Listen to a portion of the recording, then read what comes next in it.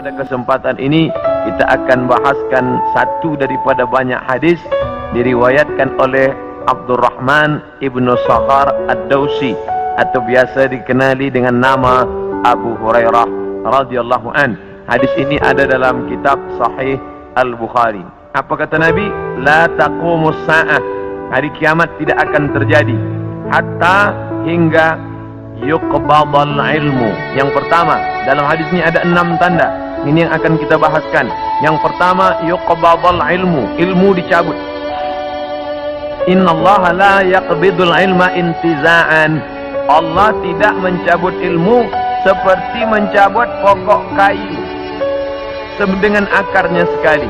Lalu bagaimana ilmu itu tercabut? Bi mautil ulama, dengan meninggalnya ulama.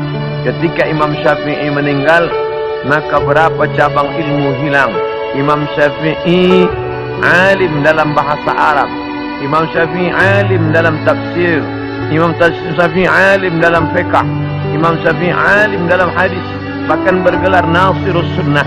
Imam Syafi'i yang pertama kali menyusun usul fiqh. Lalu kemudian ketika meninggal, masih ada digantikan oleh murid-muridnya, Al-Muzani, Al-Buwaiti, Rabi' Al-Muradi. Tapi kemudian makin ke bawah, maka hilanglah ilmu. Maka yang muncul orang jahil yang kemudian dianggap sebagai orang berilmu. Wal'iyadzubillah, na'udzubillah. Maka saya pribadi tak pernah berkata menurut paham saya, menurut pendapat saya, kerana saya takut tergolong dalam orang yang disebut Nabi al-juhala, orang jahil tapi seperti berilmu. Zahirnya orang menyangka berilmu padahal tidak. Maka selalu saya mengambil pendapat ulama. Menurut pendapat Imam Syafi'i, menurut pendapat Imam An-Nawawi, menurut pendapat Ibnu Hajar Al-Asqalani, menurut Imam Az-Zahabi, menurut Imam Jalaluddin Abdul Rahman As-Suyuti, untuk menyelamatkan diri daripada juhala. Na'udzubillah. Maka nanti kata Nabi SAW, sebelum hari kiamat bermunculanlah juhala kerana pandai berbicara, kerana berpakaian ulama. Al-juhala yalbisuna libasal ulama. Orang jahil tapi memakai pakaian ulama, pandai berbicara, lalu orang menyangka dia alim, padahal dia tak lebih daripada orang dhalla wa adalla, sesat dan menyesatkan. Sebenarnya kiamatnya sudah terjadi pada isinya, tapi alamnya belum kiamat besar. Maka kata ucapan Nabi SAW dalam suatu hadis, idza wussidal amru ila ghairi ahlihi, bila diberikan suatu perkara bukan kepada ahlinya, bukan kepada orang yang faham, fantaziris sa'ah, maka tunggulah kiamat. Makna kiamat di situ bukan kiamat alam semesta, tapi kiamat isinya. Bila pembinaan masjid ini diberikan kepada orang yang tidak pakar, tidak memiliki kepakaran pada bidang itu, fantaziris sa'ah, maka tunggulah sa'ah, kiamat, hari kiamat. Makna kiamat di situ bukanlah kiamat alamnya, tapi isinya sudah kiamat. Begitu juga dengan ucapan Nabi tentang masalah idza waqa'a ala ahadikumul qiyamah, bila terjadi kiamat pada salah seorang kamu, wa fi yadihi fasilah, di tangannya ada anak korma, fal yaghrisha, tanamlah, kerana dia akan menanam itu, lalu kemudian dia mati. Bagaimana mungkin kiamat terjadi pada satu orang? Maka makna kiamat dalam hadis ini, alamnya tidak kiamat, tapi orang itu mengalami kiamat, maknanya mati dia. Na'udzubillah. Oleh sebab itu maka bahwa kiamat sudah terjadi pada isinya, ya, kerana banyaknya orang jahil.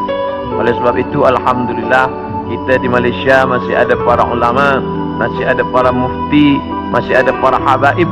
Maka kita datang ke majlis-majlis mereka, hindari majlis-majlis orang-orang jahil yang tidak diketahui sanad ilmunya, yang tidak diketahui dapat dari mana, bahkan mendakwa mendapat dari mimpi. Langsung berjumpa dengan Syekh Abdul Qadir Al-Jilani, langsung saja terus mendapatkan zikir talqin dari Rasulullah SAW tanpa bersanad, tanpa berguru. Padahal para imam mengajarkan kita ada namanya sanad. Al-isnad minad din, sanad itu bahagian dari agama. Laulal isnad Kalaulah bukan kerana sanad, laqala man syaa ma syaa, maka orang mudah saja berkata sesuai kehendak hawa nafsunya. Begitu kata Imam Abdullah ibn al-Mubarak, salah seorang ulama hadis yang amat sangat tinggi ilmunya. Maka Imam Bukhari bersanad sampai ke Nabi Muhammad sallallahu alaihi wasallam. Imam Bukhari mendapatkan hadis itu dari gurunya, namanya Abdullah ibnu Maslamah. Abdullah ibnu Maslamah mendapatkan dari gurunya, namanya Malik bin Anas. Malik bin Anas mendapatkan dari gurunya, namanya Abu Sinad. Abu Sinad mendapatkan dari gurunya, namanya Al-A'raj. Al-A'raj mendapatkan dari gurunya, namanya Abu Hurairah. Abu Hurairah mendapatkan dari gurunya, namanya Sayyidina wa Maulana Muhammad sallallahu alaihi wasallam. Dan di antara sanad itu mesti diteliti pula, orang ini mestilah adil. Makna adil menjauhi dosa besar, menghindari dosa kecil. Lawan daripada kata adil adalah fasik. Wallahu la yahdil qaumal fasiqin. Allah tak berikan hidayah kepada orang yang fasik. Adapun orang yang adil tapi dia tidak dhabit, tidak kuat ingatannya, maka dia juga tidak layak diambil ilmu daripadanya. Oleh sebab itu apa kata Imam Malik bin Anas, guru Imam Syafi'i? Makamnya di Baqi di samping Masjid Nabawi, meninggal tahun 179 Hijrah. Aku berjumpa dengan 70 orang di dalam masjid ini, maksudnya Masjid Nabawi di Madinah. Andai aku minta satu di antara mereka berdoa, maka turun hujan saking makbulnya doa mereka.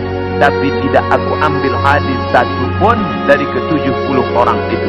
70 orang zuhud, ahli ibadah, abid, banyak ibadahnya, kabul doanya. Andai ku minta satu orang berdoa, turun hujan, begitulah kabulnya. Tapi aku tidak mengambil ilmu dari mereka kerana tidak dhabit, kuat ingatannya. Begitulah ulama menapis supaya jangan sampai mengambil ilmu daripada orang jahil. Kerana di antara tanda kiamat adalah yuqbadul ilmu, bahwa ilmu dicabut Allah Subhanahu wa ta'ala. Maka bila kita masih ada kajian-kajian khas tafsir, khas fiqh, khas usul fiqh, khas hadis, maka kita hadir, kita dengarkan, kita pahami, kita rakamkan, kita share, maka dia bagian dari dakwah. Tapi bila itu sudah tampak banyak menebar, sebenarnya salah satu daripada tanda hari kiamat.